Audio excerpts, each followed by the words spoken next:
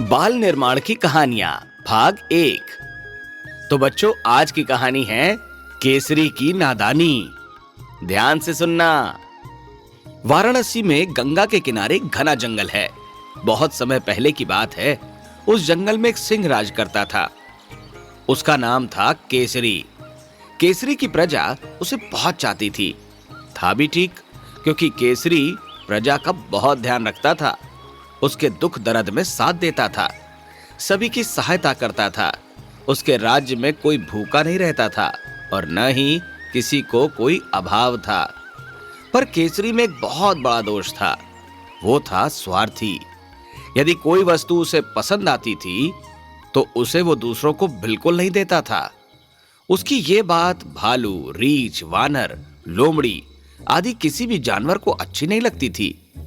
पर कहता कोई प्राणी कुछ भी नहीं था, क्योंकि वो बड़ा था, राजा था। उससे सभी डरते थे। कहते भी तो कैसे। एक दिन की बात है, केसरी घूमने निकला। उसके साथ था उसका मंत्री भालू। उसका नाम था भास्कर। भास्कर और केसरी घूमते घूमते गंगा नदी के किनारे पहुंचे।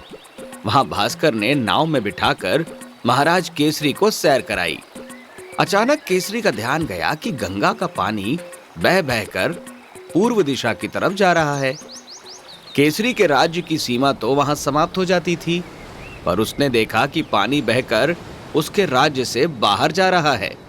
उसने अपने मंत्री भालू से पूछा, भास्कर, यहां से यह पानी किधर जाता है? मुगल सराय की ओर महाराज। पतवार से नाव आगे बढ़ाते भालू मंत्री ने उत्तर दिया। मुगल सराय में नदी के पास जंगल में भी एक शेर रहता था।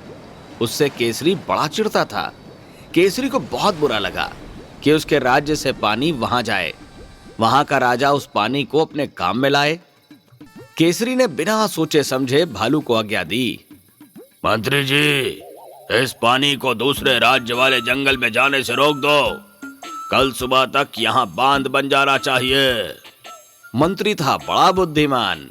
ये सुनते ही उसका माथा ठनका। वो जानता था कि गंगा में पानी बहुत है। यदि बांध बनाया जाएगा तो उनके जंगल में बाढ़ आ जाएगी। उसने बड़ी विनम्रता पूर्वक सिंह से कहा, महाराज, कहीं ऐसा ना हो कि वो बांध बनाने से हमें ही नुकसान हो। तुमसे जो कहा जा रहा है वो करो। नथुने फुलाते हुए शेर बोला।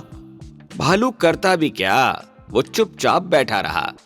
नदी से वापस आकर भालू ने तुरंत सेनापति वानर देव को बुलाया। उसे राजा का आदेश पूरा करने को कहा। वानर देव ने तुरंत सेना के कुशल इंजीनियरों को बुलाया।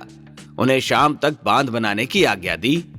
इंजीनियरों ने जल्दी से पत्थर, ईंट और सीमेंट जुटाए, फिर बांध बनाना शुरू किया। शाम तक मजबूत और सुंदर बांध बनकर तैयार हो गया। दूसरे दिन केसरी सूरज निकलने पर भी सोता रहा, पर जैसे ही उसकी आंख खुली वो भौचक्का रह गया।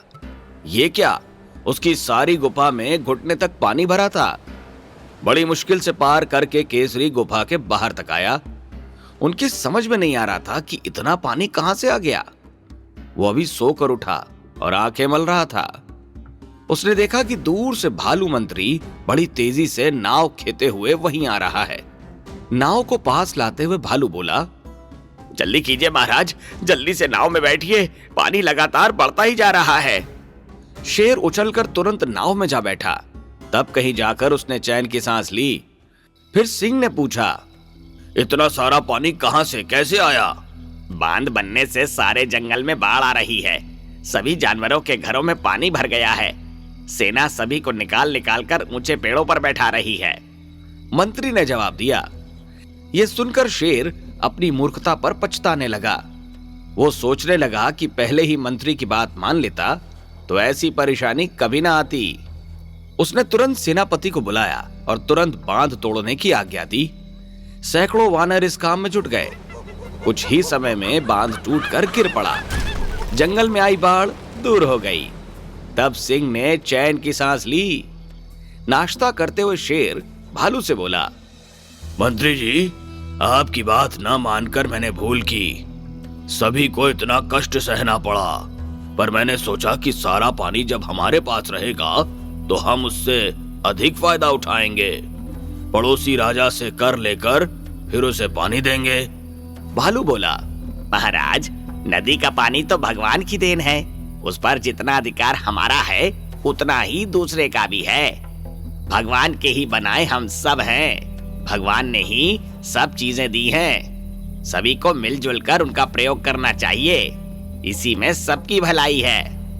जो किसी चीज पर अपना अधिकार जमाता है वो जरूर दुख पाता है।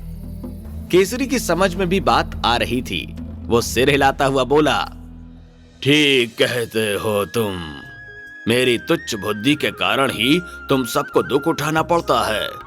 इस घटना ने मेरी आंखें खोल दी है। अब से मैं अपने स्वार्थ को प्रमुखता नहीं दूंगा, दूसरों का भला सोचूंगा, क्योंकि स्वार्थी सदैव अंत में दुखी होता है। तो बच्चों, ये थी आज की मनोरंजक और प्रेरणादायक कहानी। ऐसी ही कहानियों के लिए हमारे साथ जुड़े रहिए।